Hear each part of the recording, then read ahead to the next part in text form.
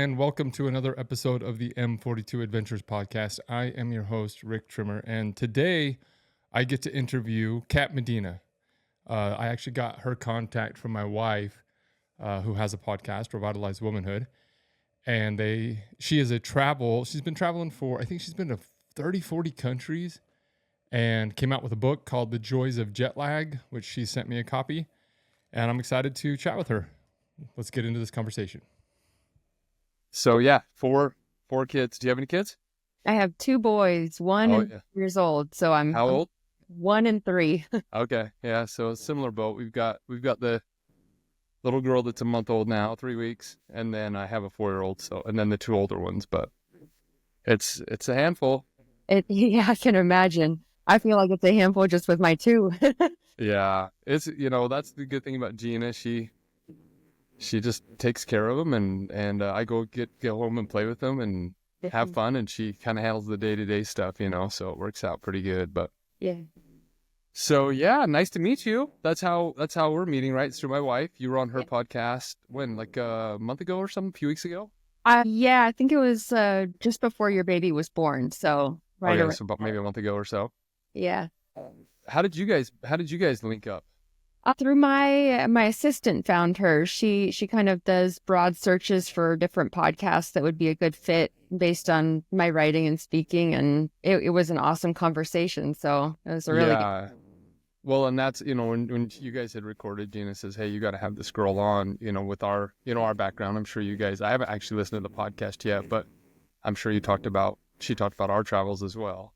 Yeah, exactly. So we are, of the same cloth. I love it. A lot of people don't understand it. They don't, they're like, "Man, you're gone all the time and with your wife and kids." And I'm like, that's just what I love. Yeah, I agree. So I just got your book today. I have not read it yet, but I'm going to. But you sent this to us then? Yeah, I sent you the address. I love it. So yeah, first of all, I want to commend you on, is this your first book? It is, yeah. What was that like? I mean, that right there is a podcast of its own. I can imagine. Like the people that I love in life are the ones, you have so many people that say, "I'm going to do this. I'm going to write a book. I'm going to travel." You did it. You did both. So what was that like, just real quick, as far as writing the book? It's something I always wanted to do. And over the years, I had tried starting to write, and then inner critic would jump in and I'd stop. And I did that 4 times. And then a couple of years ago, the pain of not writing became worse than the pain of writing. And so just was like, all right, look, here's what I'm going to do. It was December, and I'm starting January, once a week, I'm going to go into a cafe, and for an hour, I can write, or I could sit there and do nothing, but I have to go.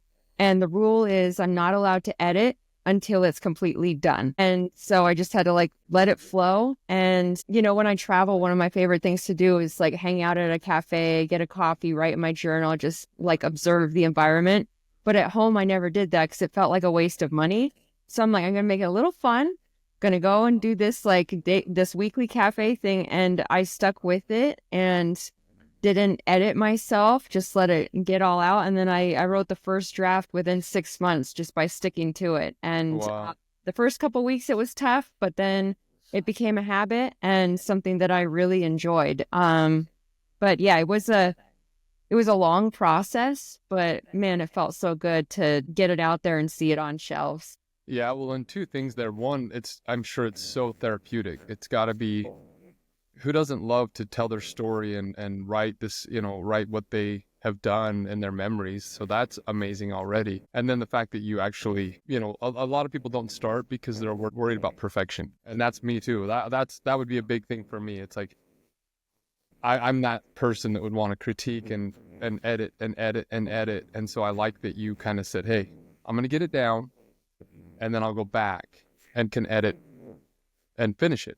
Yeah. Most people don't finish. Yeah. I think that really helped because that was probably my biggest holdup in the years that I wanted to do it. I wanted it perfect right off the bat. And, for most of my life, I struggled with perfectionism. And a couple years ago really focused on it and tried to reframe what failure was, what mistakes were to me, until it was so ingrained that now it's like, if I make a mistake or fail, I see it, failure is not trying. And as long as I'm trying and living in alignment with my values, man, that's a success. 100%, 100%. And the other thing too, I have a buddy who's written 2 books now, and he says the book you're going to write now is going to be different than the one you write later. We're in different chapters of life. And so I think by getting this done, getting it written and published, that's that moment in time. And then when you want to quote unquote perfect something or change it or adapt it, that's volume 2. That's the next book. You're not going to fit your whole life in one book. So I love it. So The Joys of Jet Lag, right? That's the book. I read the back. I read the first, the introduction. I love it. I already love it. I know that I'm going to love the book. A lot of people, and I want you to explain it to people, and I'm going to give you that chance, but a lot of people, I know there's 2 parts to the story. It's with travel. A lot of people don't go travel because they're so worried about everything going perfect. And it never does. And so it's kind of overcoming that, letting you know that it's not going to be perfect every time, but then bringing that back home to life and finding the joy. So explain the book to people that haven't read it, and to myself. What is the book about? What was your purpose of this? So you can kind of think of it as a guidebook for how to use the traveler's mindset to experience more joy in daily life. I mean, most of us, especially in the United States, we only get a couple of weeks of vacation each year. But regardless of that, we all know the feeling when we get to our destination and it's like the stress and the worries just melt away. And we're quicker to laugh, more spontaneous, more patient. We're able to see setbacks as part of the adventure. And so this book teaches people how to seek out those moments of awe and fulfillment and being your best self, regardless of whether they're standing in line at a Trader Joe's or watching the sunrise over the mountain of Nepal. Which is almost, the word that comes to mind is gratitude, right? It's just being grateful for waking up, having breath in your lungs, and then just carrying those over into everyday life. Is that fair to say? Yeah, I think it's a lot of it. Basically, the reason why I wrote it is because for most of my life, I felt like I was 2 different people. When I traveled, I was my best self. It's like joy was effortless. Gratitude was effortless. I felt like I was exactly where I was meant to be, doing exactly what I was meant to be doing. But then in daily life, I was always questioning that, am I doing the right thing? And joy felt more forced. And I noticed that when I was at home, I try to control the uncontrollable and would get frustrated when like a work fire popped up or something didn't go as planned. And probably worse stuff, I stopped appreciating the simple things like clean drinking water or a hot shower, even though I knew firsthand just how rare those things were in so many parts of the world and so many places I'd been.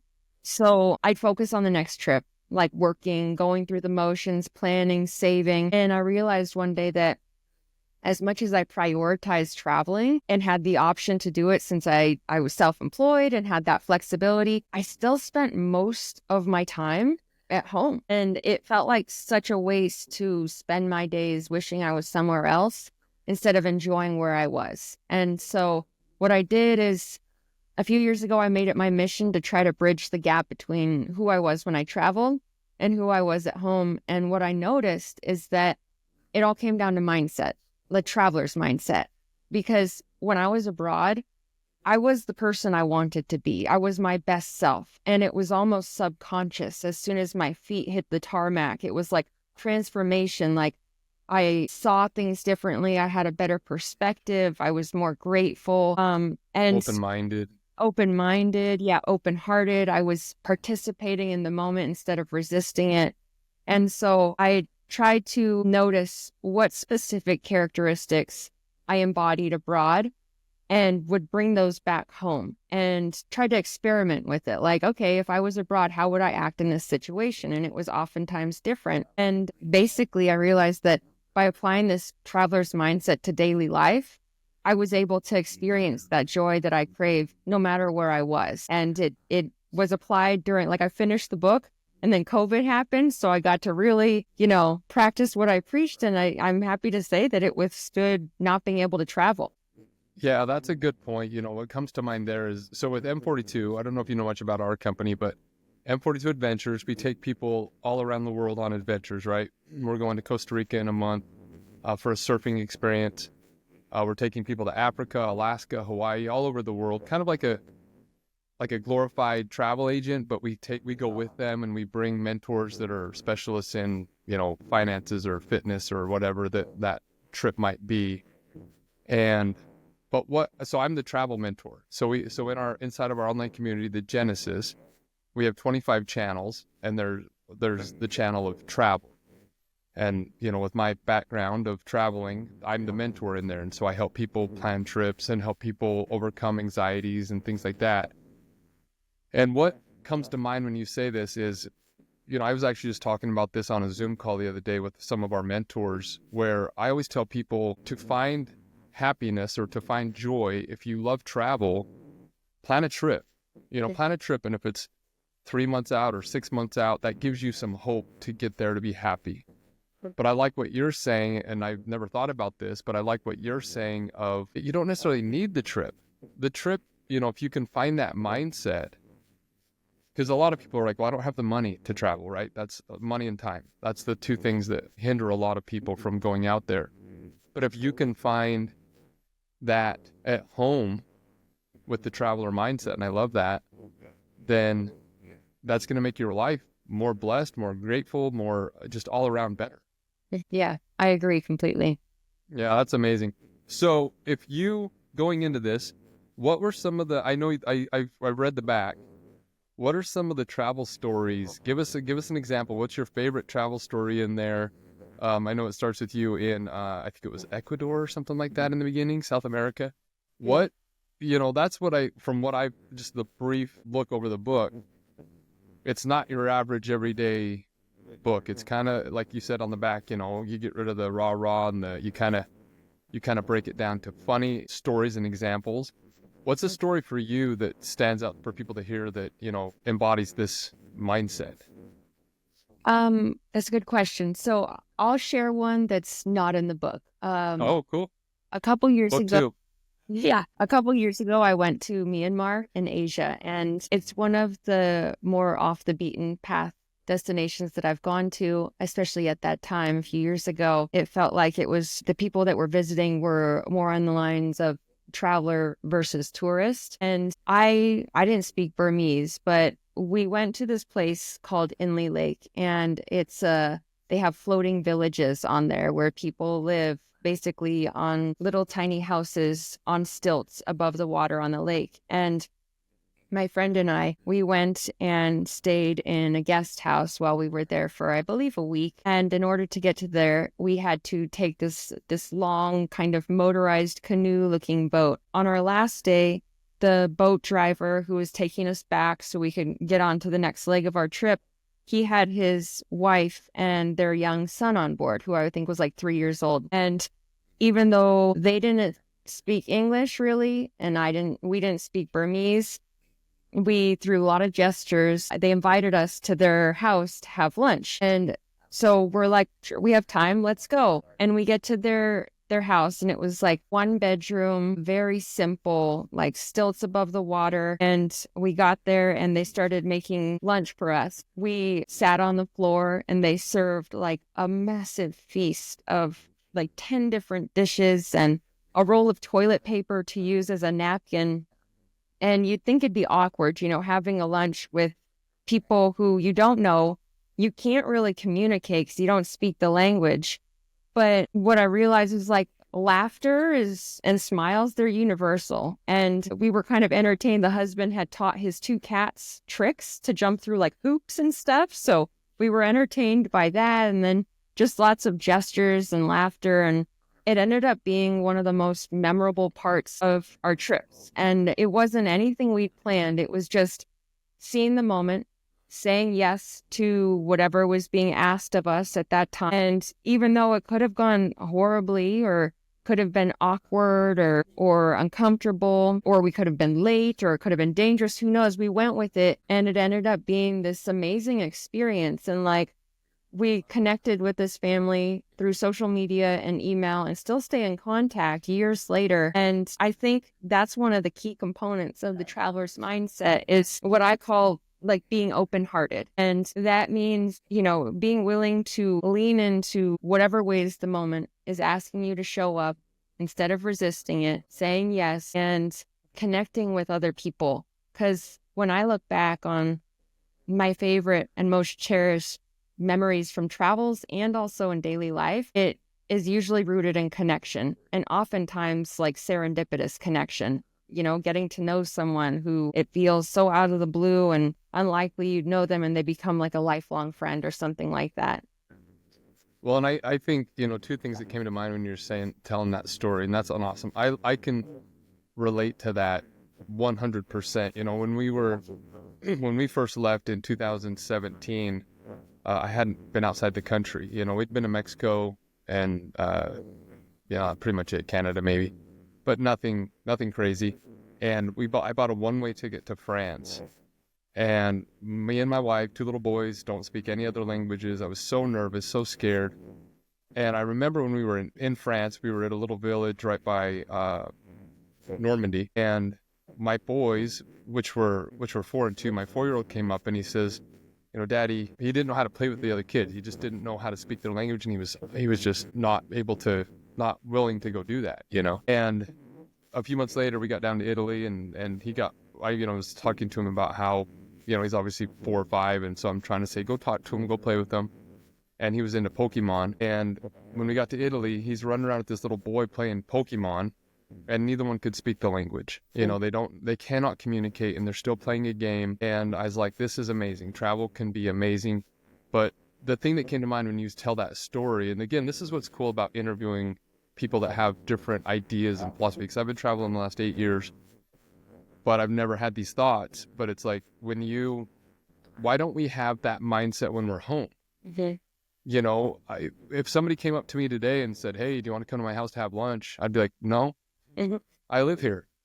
I have my own house, but like you're saying, if you went around your life with the mindset of I'm on this adventure, why does it have to stop? Why does it have to start when you get off a plane and end when you get back home? Mm-hmm. And so I love that. I love that thought of, if people said yes, and simple things, a lot of people in our community, they can't go travel, so they feel like they're missing out. And I tell them, go camping, go hiking, go ride a bike, go have a picnic. And the stories you're telling, like that story, you were on an adventure, your mind was open. Because when you're traveling, you're like, I'm at a new place, I'm going to try new food, I'm going to meet new people. You have that more yes mentality. And then when you get home, you shut it down. Mm-hmm. Somebody says, hey, let's grab lunch. You're like, no, I've got my routines. I've got my, my comfort, my little bubble, and I'm not going to go out of that. And I think, like you said, if people would get outside of that, that's very deep thinking. I like that. I'm excited to read the book. I'm going to read it, and I can already tell that it's, I'm one of those people that, again, my Instagram is One Life So Live. Mm-hmm. And so my mantra is that. And I think that if people can overcome these negative mindsets and these feelings, you can find gratitude in anything. Mm-hmm. And I think that's what you're trying to help people do, because like you said, 50 weeks out of the year, you're home. Mm-hmm. Most people, those 2 weeks abroad are when they feel alive. Most people love travel. Most people, that's on most people's bucket list, is to travel more. But a lot of them may not reach that because of financial reasons or time constraints. But with your book, they can find that, we do a lot of staycations. We've been home the last year with Gina getting pregnant, and we go just to the town next door and stay in a covered wagon, or, all these little adventures that little boys love. Mm-hmm. And if you have that mindset of yes, you're going to be more fulfilled. Mm-hmm. Yeah, I think what happens is people, they get into routine, and whether they like it or not, fall into autopilot mode. And it all makes sense if you think about it. Like, our brains are designed to be efficient, and their main goal is keeping us alive. So once you get used to something, the brain recognizes like, oh, this is safe. I don't have to pay attention. And it makes it so that you're not fully present. And most of us, like, we're so burnt out by the demands of work and life that we're just trying to get by and do things as quickly and easily as possible so we can finally relax and enjoy ourselves. And I realized that, that's really good intention. It makes sense. But still, most of our life is made up of a lot of these mundane things that we just have to do, like our have to items. And if we try to rush through those to get to the want tos, we're rushing through like 80% of our life. And so if we can kind of switch our focus and make our brain work a little bit harder to pay attention to what's right in front of us and see it as though it's something new, not something that's like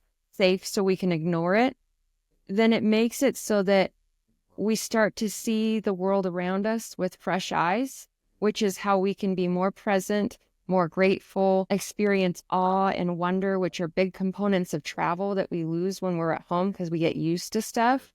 And I kind of think that the best way to do it is, instead of, there's that age-old advice of live each day like it's your last, trying to pressure us to take advantage of the moment. And that's always really stressed me out. I'm like, if it's my last day, I'm selling everything and I'm getting out. I'm burning the boats. Yeah. But I think I heard a while back from an author, she said that she tried to switch it and instead live each day like it's your first. And I was like that. Because if you live each day like it's your first, you're seeing everything around you with such awe and curiosity. And that's what really makes people feel alive and breaks them free from that autopilot that's, preventing them from feeling the joy that they want. Yeah, I love that. I'm gonna steal that. That's that's good, Hunchase. I had on, have you heard of Seth Studley by chance? He has I listened to your episode that you did. Okay. So Yeah. you heard us talking about saying yes. Yeah. And I was like, oh, this is right on track. Yeah. And he just texted me. He was here in Utah. He flew home for a couple days and then he flew to Florida for a conference or speaking engagement. And I was talking to him on the phone and just chatting with him. And I says, what's up, man? What are you doing? He says, dude, I'm in Florida. And my buddy that I came down here to stay with just said, hey, I'm doing a 20-mile bike ride tomorrow. Would you want to do it? And he says, I've never ridden a bike 20 miles ever in my entire life. And he says, but I'm going to say yes. And he did a post on it the other day, yesterday, I think, and says it was an amazing thing. And, most of the things that we say yes to, like you said, you can get into some maybe some bad situations. So you kind of use your, gut on that. But most things that you say yes to, that's where the growth is. That's where the adventure lives. If you stay in your routine, I get home. So we've been home a year, basically, to have a baby, and people are like, how are you doing? And I'm like, I'm going crazy. I don't do good with, and I do like some of the routines, going to the gym and some things like that, but for the most part, I just feel like Groundhog Day. I just feel like, and again, like you're saying, I'm trying my trips, and I think this is a big part of life, is if you're always looking for the next and not living in the moment. The next trip, in a year, I'm going to be happy when we leave again to long-term travel. And I need to rewire myself to say, there's adventure here right now today in St. George. I just got to go find it. I've got to look at it with fresh eyes, try a new restaurant, say yes to a new activity, find a new group, find more people, more community. And that can be just as valuable, if not more, because you're getting it daily and it's not costing you a fortune to go travel, right? Mm-hmm. Yeah. Talks a lot about that. Does he? The aspects of like when people get in the habit of looking forward to the vacation and all these other things, they lose sight of the excitement and the things that are happening in their lives daily with their spouses, kids, so on and so forth. So like your trampoline jumps with your kids, that's part of the adventure. Like if you're looking at that as things that are really beneficial for you, and they are, then it becomes more of an enjoyable experience. And so I like that when we said that one day. Yeah, it's I like thinking, because that's one, everybody's trying to be happy. right? Everybody's trying to find joy. They're trying to find purpose. In our community, I'm the finance mentor and I'm the travel mentor. And so I deal with that a lot, where people think more money is going to bring more happiness. And I did, you know, I mean, you hear the little cliches and there's some value to it. There's obviously some rewards, but it's not a direct correlation. You still, you know, what happens is, for me at least, is you think I bought a property. Have you seen our property out here in Utah? I'll send you a link to it. It's really cool. My dream. I never thought I could buy it in a million years, 10 years ago when we were homeless. And then I buy it. And now I'm looking at another property right now in Texas. And I says to my wife, whoa, you got to be careful here. You know, you got to be real careful, because if you're chasing your tail, you're never going to catch it. And so I like this whole mentality of, you know, trying to find the joys. And again, you're using jet lag, right, as a metaphor, but finding the joys in being frustrated, find the joy. And I've been in the airport where you're with your kids, and I've got 4 of them. Geez, probably gonna have a lot more frustrations. Not kids, we're done. Big goals. Yeah. But you know, we head to Costa Rica here in a few weeks, and there's gonna be those frustrations. But if you can find the joy and be like, man, you know, my little boy's, you know, doing this or doing that, and try to really focus in on the good in the bad, right? Yeah, are you familiar with Mark Manson, the author? I'm not, He wrote I a think book. I have some of his books, 2 of them, I think. Yeah, it's Yep. The Subtle Art of Not Giving a F. Oh, I do have that book. I do have that. I didn't know that was the author. I'm bad about authors, but I do have the book. I remember the title. Yeah, it's a catchy title. He sent out. He has a newsletter too, and Oh, cool. A few months ago, I was in Norway for like the first trip that I went on with as a family of 4. Like once we had our second boy, we went, and my first was like so chill. So I hadn't had much experience with babies before, and I was like, oh, is this what they're all like? This isn't too bad. Yeah. My second, and I was like, this is what people are talking about, because he is active, he's busy, he's got stuff to do, and he's a wiggle worm. And so when we were there, it was like, you know, going out to hang out at a cafe or a restaurant, it was like a ticking time bomb of like, okay, when is this going to go south? Because I know it's like this unpredictable predictability. 100%. And I, like, the first couple days we're dealing with like literal jet lag, and, you know, after switching time zones and everything. And I was just thinking like, man, this is not the kind of travel I used to do. And I was like, will that ever happen again? And kind of starting to spiral like that. And, you know, the boys like fighting or whatever. And I was sitting there and happened to read the newsletter that Mark Manson put out. And it was all about like that every single thing has a cost to it or a pain associated with it. The important question is, what pain or cost are you willing to accept? And an example is like working out. Okay, there is a pain and cost to that. The discomfort of growing your muscles, the dedication it involves, the self-discipline. Like, it's not always enjoyable, but for some people, oftentimes once you get to a tipping point, you start to appreciate that pain and that cost.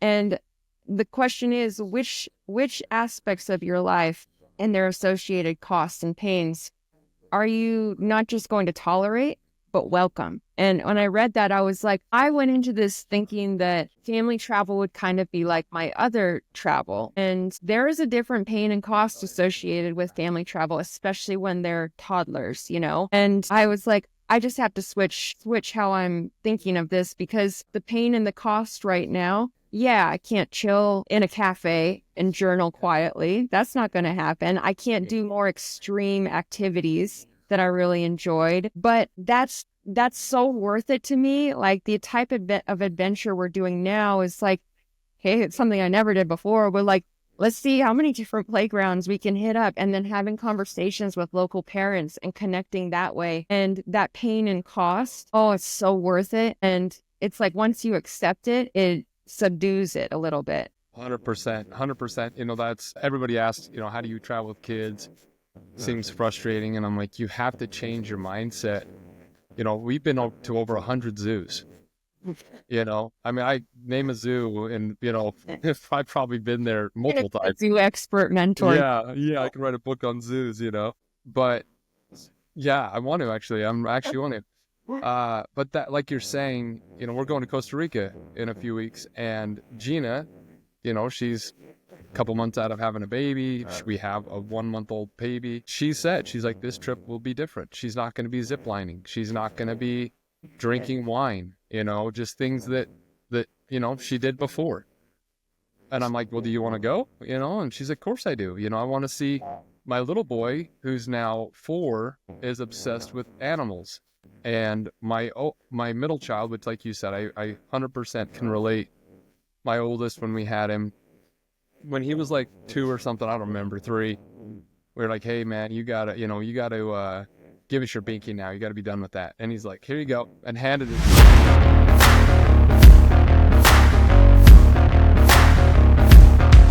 All right, guys, let's step away from this conversation real quick and talk about a few things we have going on with M42 Adventures. First off, it's the new year. You know, everybody's got big goals, big plans. And one way that I think helps people to achieve those goals is through mentors and accountability. So we have our online community called The Genesis, and we just announced a few weeks ago that it is going to be free for at least the first 6 months of 2025. So if you're interested in coming in, joining these like-minded people, we have just under 100 people in there now. We have 7 mentors teaching everything from finance, self-help, spirituality, self-defense. There's just so many in there. Firearms, all these relationships. Relationships. Yep, all these different things. So if you're interested in that, go to m42adventures.com and sign up. Again, it is free. You don't have to enter your credit card. There's no strings attached. Check it out. Second, we have a big giveaway that we're going to be launching here in the next week or two. You do have to be a member of the Genesis to win that. Again, no purchase necessary, but that's going to be amazing. We're going to get that up pretty quick here. So keep following us. Continue to pay attention to that. And then we also have our expenses for this year. We have sold out most of them. We have Africa, some spots left for South Africa still, and we have some spots left for Hawaii. So if you're interested in either one of those, again, get inside the Genesis. That's where all things are happening. I can't tell you enough about it. Get in there, sign up, and then we can talk personally. So that's it. Let's get back to this conversation. Handed it to us, and we're like, what? That was easy. Like, you always, you know, say it's going to be all this hard stuff, and then we're like, hey, you got to sleep in this bed, and he moved over there, and I remember having conversations with my dad, being like, this is easy. This is like, I don't know what everybody's complaining about. And then my second one came, and I'm like, wow. Yeah. Wow. So 100% can relate to that. But my second child, my first child loves like sports and stuff. My second child loves animals. And so wherever we're at in the world, he wants to go out at night with a flashlight. And I bought him like $100 fancy flashlight, you know, a long time ago. And that's his thing, is we go look for critters. Mm-hmm. And so anywhere in the world, me and him are walking around the house, catching geckos or whatever. And my little boy, he's 4, is starting to want to do that. And so I'm like excited. I'm like, I'm going to go to Costa Rica for a month. And I'm excited to walk around the house and catch frogs and, you know, nothing that you would ever think of. Like me in Costa Rica 10 years ago was, you know, 15 years ago was surfing and, you know, sitting at a bar, you know, sitting at a cafe, you know, whatever. And now it's like, I'm going to go catch bugs with my 4-year-old, but I'm happy. And so you're 100% right on that, where you have, you know, there's chapters in life. I tell everybody, it's actually weird because I'm getting to a new chapter where my oldest, he's 13, and he's never done a full year of school ever in his life. We thought he might sneak one in this year, but he hit the tail end of last year, and we're going to leave before he finishes this year. But he's starting to want to date girl, you know, talk to girls, not date. He's still 13, but his priorities are changing, right? Which is natural. And so he's kind of asking questions like, how long are we going to be gone? You know, can I have a phone to call my friends? I'm like, no, I'm not giving you a phone yet. But you can use mine occasionally here and there, but whatever. But questions that never came about, you know? So I know my 13-year-old where my little boy for the last 8 years has traveled with me. He wanted to play catch and wanted to, you know, ride around on my back and wrestle, and now he's going to want to be on a video game, or you know, and it's hard to, but I've got to understand that that's life. And if I fight it, I'm just fighting, you know, I'm not going to win. Yeah. So it's weird. It is definitely, like you say, it's all mindset. It all comes down to mindset and your expectations. If I go into Costa Rica thinking we're going to all go zipline as a family, well, I'm done, because my 1-month-old isn't ziplining as far as I know. Yeah. Not yet. So yeah, I totally agree with that. What are some of the applications as far as, you know, how do you tell people when they're feeling this, how do they do it? You know, where does the rubber meet the road on how to kind of change that mindset? What do you encourage them to do? Is it, you know, what do you do? A couple things. So first off, like when we travel and something goes wrong or goes unplanned, it ends up being like one of the most common stories that we tell when we get home. And so it's trying to speed up like that attitude of adventure, or finding the humor, like speed up the time between humor and tragedy. It's like when we're abroad, we do that really quickly, it seems, and we just kind of go with the flow, and we're curious, and we're like, hey, how can we see where this takes us? And well, you almost expect it. You almost, you know, when you're in another country and something, like I got a flat tire in South Africa. We had 12 people in the van, got a flat tire, and we're like, cool, flat tire, you know, let's get out and change it. And we're all together and we're laughing and having fun. And I thought, man, if I got a flat tire in America, it would not be this way. We'd be like, we're in a hurry. We got stuff to do. Why didn't we get new tires? Why are we driving around? You know, and it's like, so you're exactly right. It's almost, that's funny that you say that. That's very interesting. So like adapting to the changes, like what really comes into play. Yeah, it's just, yeah. The little aspect that pretty much doesn't go as planned. You have to adapt to that, and that in itself is growth. You know. So. Yeah. It all boils down to if you could have the traveler's mindset at home. It's just a perfect analogy. I love it. It's because you're a different person on vacation. Yeah. So sorry to cut you off, but I totally agree. Okay. So said it well. I think one of the ways that I kind of phrase that is by participating in the moment. And like at home, it seems like there's so much resistance in anything that doesn't go the way we want it to, or how we thought it should go. Should is dangerous, you know? Or whenever we try to control something, it's like we resist it and judge it. And like when we travel, we participate by accepting it with an attitude of adventure, and then showing up in alignment with our values, which when we're traveling, a lot of times it's like curiosity, patience, kindness, open-heartedness, open-mindedness. And so it's not exactly like participating and accepting the moment isn't like being submissive and, you know, letting bad things happen, but recognizing like this happened, this is the truth. And as much as I try to resist and judge it, it's not going to change it. So how can I show up now and put my best foot forward? And I think that's a big disconnect that a lot of us have when we're traveling versus at home. yeah, I think a lot of people live like in the victim mindset, right? And I know in your book it said in here that things are happening for you, not to you. Mm-hmm. You know, and I think that's a good point where people, when you're on vacation, I think you just go there, like you said, open-minded. And it's like, if something happens, you didn't know what was going to happen anyway, because you don't have you're in an environment that you don't expect to control. So when you don't, you're like, well, I've never been to Greece, so I'm sure I can get lost. But when you get lost in America, you're like, I should know the way. This is frustrating. I'm angry, you know? And so that's one thing that comes to mind. And then the other thing is somebody who's traveled for literally, 2 or 3 years at a time and then coming home. There's a pressure of being home. I was talking about this morning with Chase. We're getting ready to leave to go travel again for another probably 2 years. At least 18 months is what we're thinking. And I'm as excited to go travel because there's less pressure. Mm-hmm. At home, my phone rings more. People want my time more. There's more, even just like I have, a dozen businesses at home.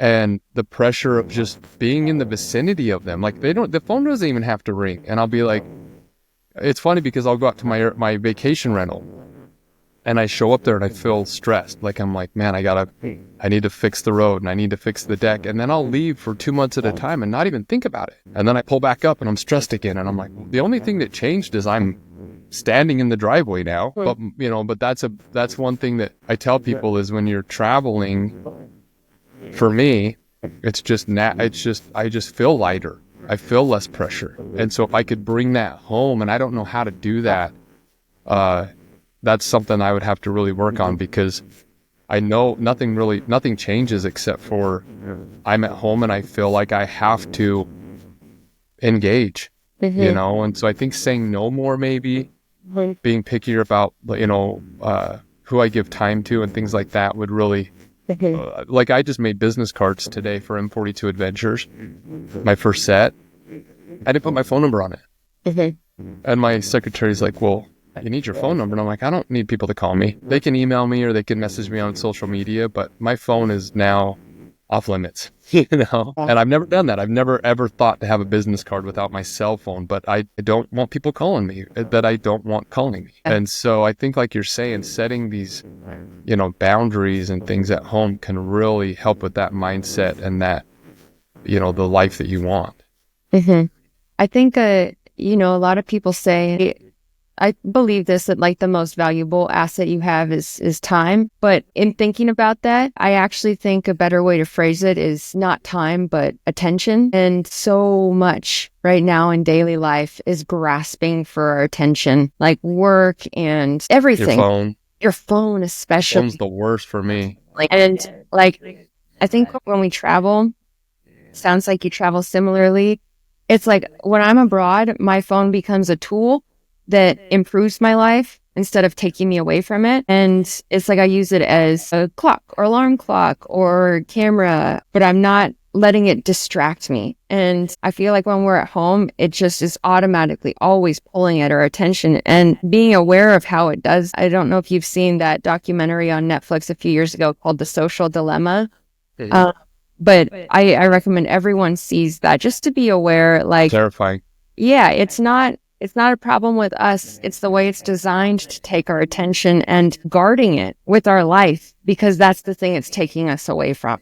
100%. Yeah, I remember watching that, and same thing. I was like, whoa, this is terrifying, because they're fighting, it's 100% true. And that was when we first started. When we first left, I'd sold my construction company, and we had enough money for travel for a year or two, but we had to be smart.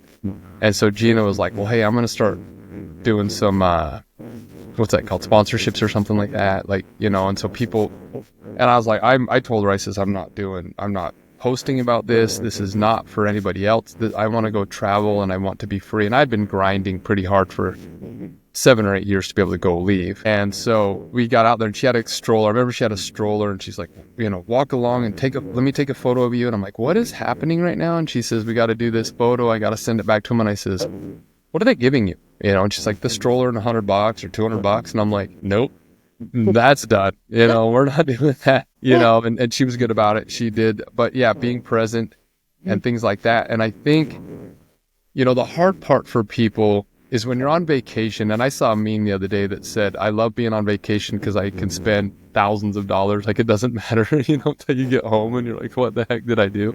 Yeah. But I think a big thing with people, number one thing that I can see is finances. Most people, their finances dictate so much in their life, happiness, sadness, pressures. And I think if people could, and it's just me thinking out loud, but I think if there's a way that people could, one, you just have to get from under it. When you're on vacation, you're like, hey, I'm going to go to Hawaii. It's going to cost me a couple grand. I've got a couple grand saved. I'm going to go there, and I'm going to just be free for 2 weeks from all my mostly monetary. I think it's mostly monetary, your job, things like that. And that's what I encourage people that are listening is, try to get in a good financial state. There's no more peace for me than that. being able to sleep at night. And then once you can kind of get that, you could tell people no. I know back in the day, I used to have to say yes a lot of times when I didn't want to, but I needed the money. It was a job, or it was a lunch meeting or something that I had to go to. So I think, like you're saying, there's a really good message in here of get your house in order, and then find with that, once you can breathe a little bit or whatnot, there's a lot of joy to be found everywhere in life, is how I take it, and it doesn't have to be in Hawaii or in Italy or in, Norway or something. It can be in your own backyard. But I love it. I love it. Is there anything that I'm missing that you would want to talk about in your book that's kind of a key point that I'm missing because I haven't read it yet?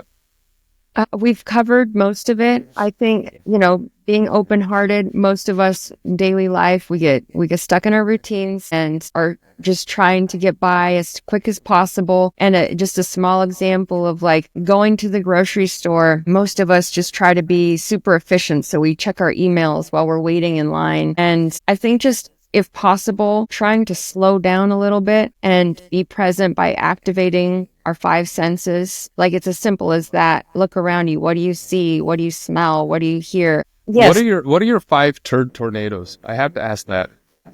Yeah, it's on the back. I just have to ask that. Like, what are, yeah, I know. Yeah. What is that? Category 5 turd tornado. Yeah. The phrase, like I don't know if they're swearing allowed on this, but like a shit storm. Yeah. Turd tornadoes, just when life hits the fan and everything is going wrong, how can you still enjoy it? Find the joy in the jet lag. And a lot of it is just trying to, okay, there's a little trick that I like to do. Let's say everything is going poorly and you feel like you just can't catch a break and worry is all consuming and you're super stressed, and like then a little thing sets you off, like taking a pause, putting your hands on your heart, breathing, getting back to the present moment and switching up what you're focusing on. I think I feel like when we're on our deathbed, we can all look back on our life and be like, that's why that problem happened. And you see how everything connects in this really like kind of beautifully chaotic way. And I don't want to wait until I'm on my deathbed to see those connections. And so I make it a regular point to, whether journaling or in these moments when it's like I need to pause, reset, it's kind of like look back at different moments in your life, the coincidences or the problems, the failures, and see how it connected the dots to the good things in your life. And it makes you lean into these moments of pain and kind of appreciate them because they're a part of it. And it helps you to move forward with a little bit calmer of a mindset. Yeah, I'm a big proponent of reading and studying and trying to grow. And everybody, 9 out of 10 successful people on earth, they have a couple things in common. And they read, they continue to study, they continue to grow and educate themselves, and they meditate. And I'm not a big meditator. I know you do, Chase. And I'm grateful for that you do. But for me, and I think that, I get up every single morning I have a hot tub, and every morning and every night while I'm home. So this year, twice a day when I'm at home, I get out there usually a couple times. It's with a little boy with me, which is fine. My son's one of my sons, but it doesn't have to be sitting on a rock, with your legs crossed. It can be just something where you, like you said, you just kind of reset. You take time and you hear your own thoughts and you try to process what the day was or what the day is going to be. I think people, for me anyway, I'll talk for me, but when I read a lot of this stuff, it's like, man, I'm not going to get up and sit there and go, and meditate. But that's not necessarily what it is. It can be riding a bike. It could be journaling. It can just something where you can stop the outside noise and listen to the inside noise. Yes. That's what I to my wife one day. I was like, I can meditate cleaning, because she cleans houses and I go help her sometimes. But when I'm doing that, it's a minute enough task. Like, I gotta pay attention to certain kinds of things, but I know it well enough, but I can do it. Like on autopilot, is what we call it. There's lots of jobs that I've done that are, pretty much hands-on that you can do without thinking about it. You can meditate and do other things inside the back of your mind very easily. And so And you don't have a lot. I mean, you gotta find those little teeny moments that you. Going to the gym is a great one. You know, I listen, that's when I listen to most of my stuff. It's like, I don't need to be, you know, every once in a while I'll be sitting there and I'm like, crap, did I do 3 sets or 4? And I'm like, I don't know, probably 4. I usually round up. But yeah, it's like, I think that is very healthy for people to take time to just process. I don't think, and like you're saying, you know, as far as the, you know, finding the, oh, I lost my train of thought. Go ahead. Somebody take it from there. Yeah, jump in when you think of it. But I was like, yeah.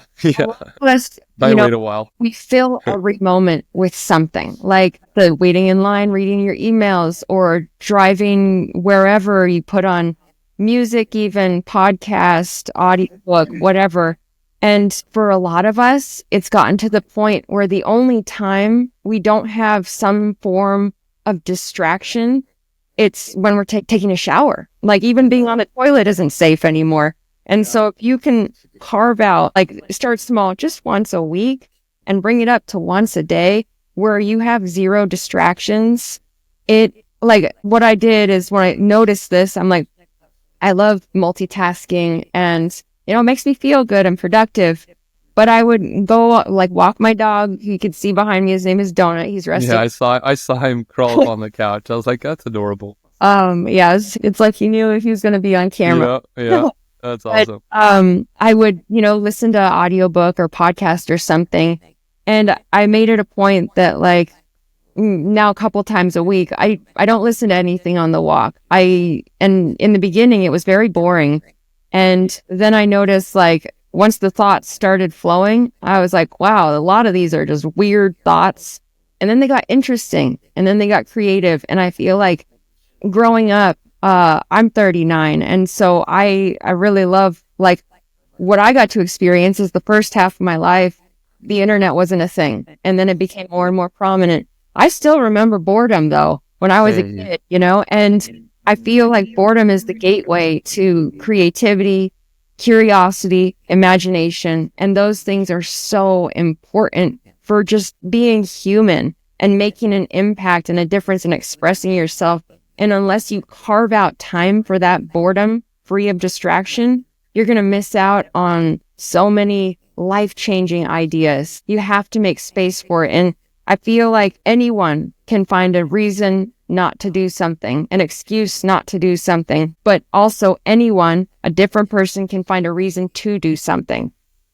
And you have to choose. Absolutely. We were coming back from my parents' ranch on Sunday, and it's like an hour and 15-minute drive, nothing crazy.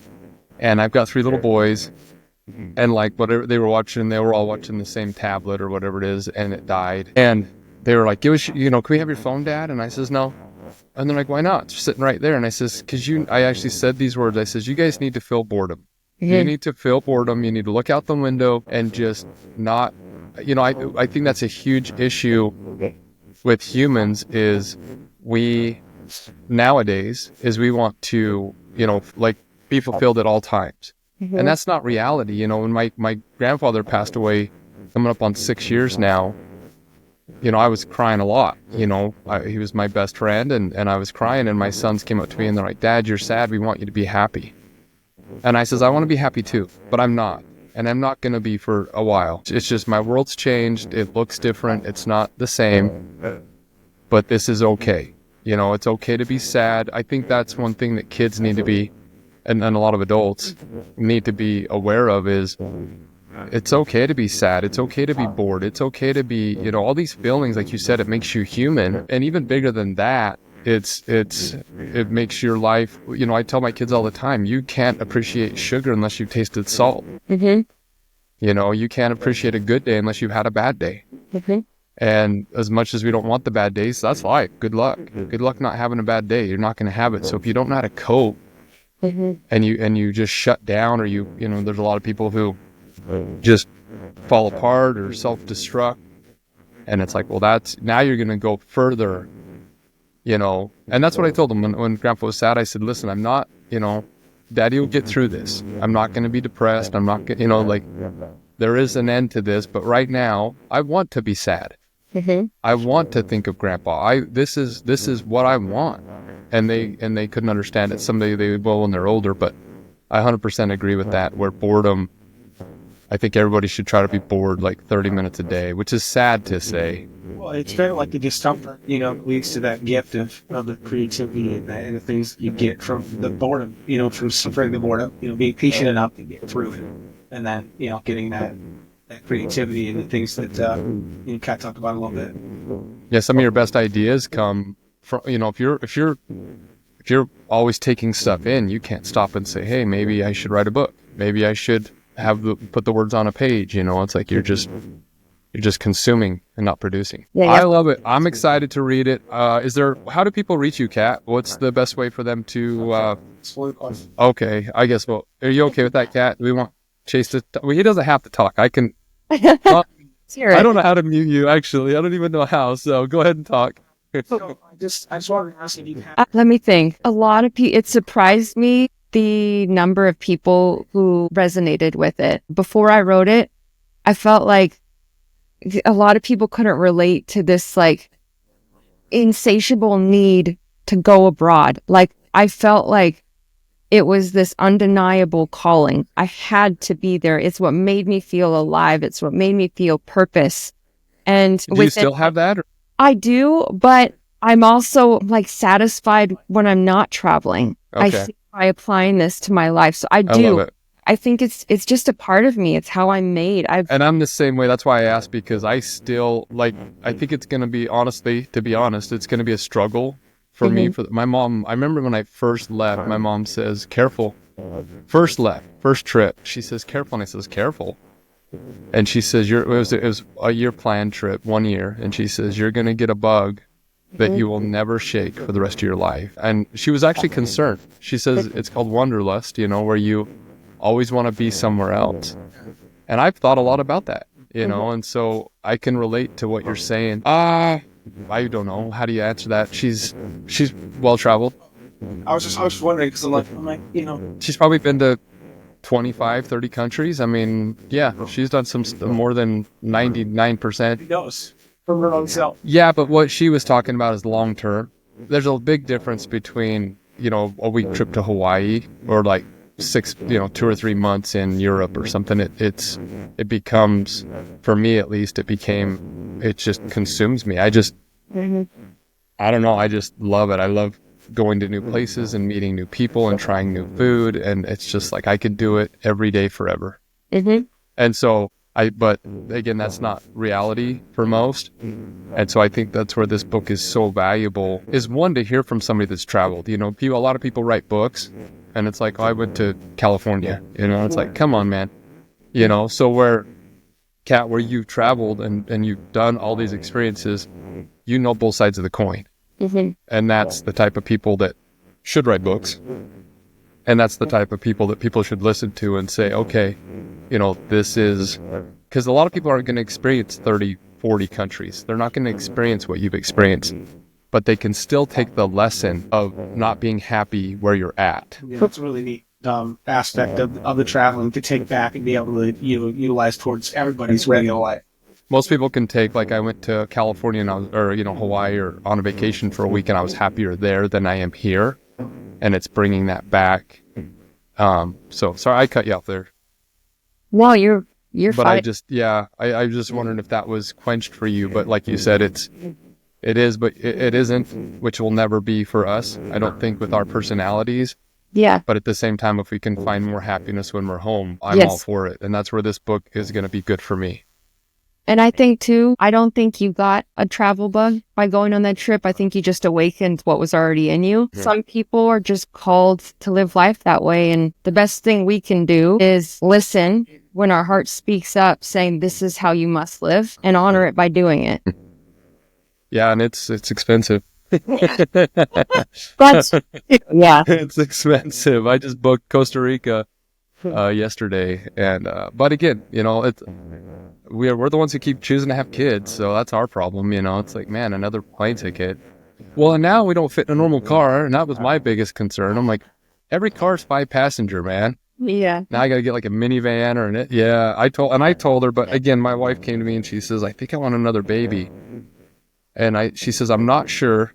And I says, listen, hey, that might be a statement you regret if you don't, but if you do have a baby, you'll never regret it. And that was our decision. So that was how we made the choice.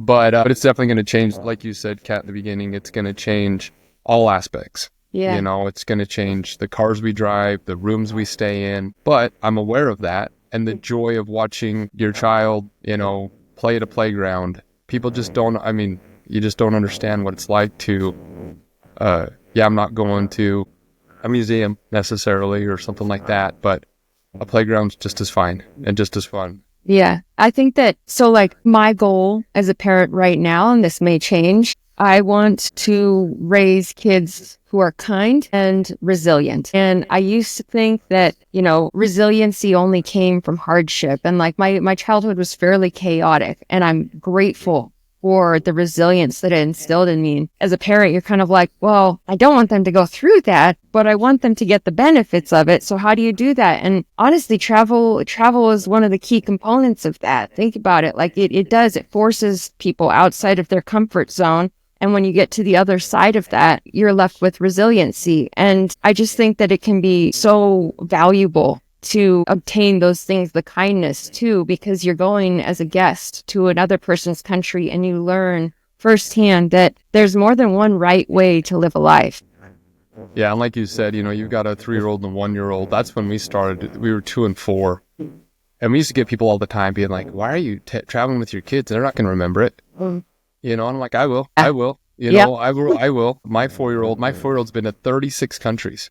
Wow. And it's like, he doesn't know that, you know, but I do, and I'll never forget it. And that's, you know, like you said, I want my kids. Again, I don't know. I never had this childhood that I'm giving them. And so I'm not sure, but I'm hoping that it lets them realize that what's possible and dream big. And, you know, if you break up with this girl in Southern Utah, there's another girl in Norway, and there's another girl in Australia. You know, it's like, there's beautiful people everywhere. Everywhere I found, everybody's been kind and never had a bad experience in 8 years. And so, you know, I think there's so many lessons here and so many different things, but at the same time, if you can bring that back to most people's day to day is where the key is in this, you know? And so I love it. Is there anything else you want to ask Chase? Did she answer your question fully? Did I cut her off? Well, I appreciate you coming on, Kat. Hopefully, you know, people pick up the book, The Joys of Jet Lag. Where can they get it, Kat? Anywhere books are sold, Amazon, Barnes and Noble. Bookshop.org is a really cool website that lets you purchase it through independent bookstores. Or if you're a local indie bookshop, you can ask them if they don't have it to order it. It's a beautiful book. I love the finish on it. I don't know what that's called, but not matte. It's like a gold. I don't know what it is. What is it? It isn't matte. Is it matte? Yeah. It feels softer than matte. But yeah, it's beautiful, and I'm excited to read it. I'm excited. More what I'm excited for is, from what I've read about it, you know, in the introduction in the back, is the stories and the humor. I think that's important to get the message across. So I'm glad you wrote it. I'm going to read it. Hopefully people will check it out. Can they reach you on social media or anywhere else, Kat? Yeah, my on Instagram, Kat Medina Writer, Kat with a K, and then my website, katmedina.com. Awesome. Well, where are you located? Where are you at? Where do you live? I'm in South Lake Tahoe, California. Oh, cool. Yeah. That's a good spot. Yeah, it's cool. Yeah, we're going to road trip the U.S. for 90 days. And we're going to come through there, so we'll have to look you up. We're going to go through the redwoods and stuff. So. Oh, nice. Excellent. Yeah, reach out. I can give recommendations, or we can. Yeah, we love Tahoe. We used to go there all the time back in the day to the Keys. You know, the Keys there? I'm like 10 minutes from there. Yeah. Okay, yeah, we used to rent a place there for the 4th of July for years. Oh, cool. And then, I don't know, we just stopped, whatever. But I guess probably had a kid that changed to it from, probably something. Yeah, dang kids. But beautiful area. It hasn't snowed much there, has it? Really? No, it rained a bunch for the weekend, and it kind of dissolved a lot of the snow that we did have. So hopefully, it's been dry here, driest one ever recorded in southern Utah at least. So. Oh, wow. There's no Pine Valley on that. Yeah. So hopefully we'll get some moisture. But yeah, if we come through there, it'll be end of May. So I'll tell Gina and we'll look you up and please grab lunch or something. Awesome, I'd love that. All right, pleasure, Kat. Hope you have a great day, and thank you so much. Yeah. So there you have it. That was an awesome conversation. Again, the book is called The Joys of Jet Lag, Kat Medina, and it gives you an insight into it's, with me traveling so much for the last 8 years, I've always thought as travel as my bright spot on the horizon. And I like to have the concept of, even when you're home, which I am now, we came home to have a baby, to try to find the joy in being home, in the little things, gratitude. And so it's a way to change your mindset. And like she said, have the traveler mindset at home. So I really loved it. Great conversation. Check out the book. I'm excited to read it. And hopefully you'll join us on the next one. Like, share, follow. Thank you for listening. And we'll catch you on the next podcast.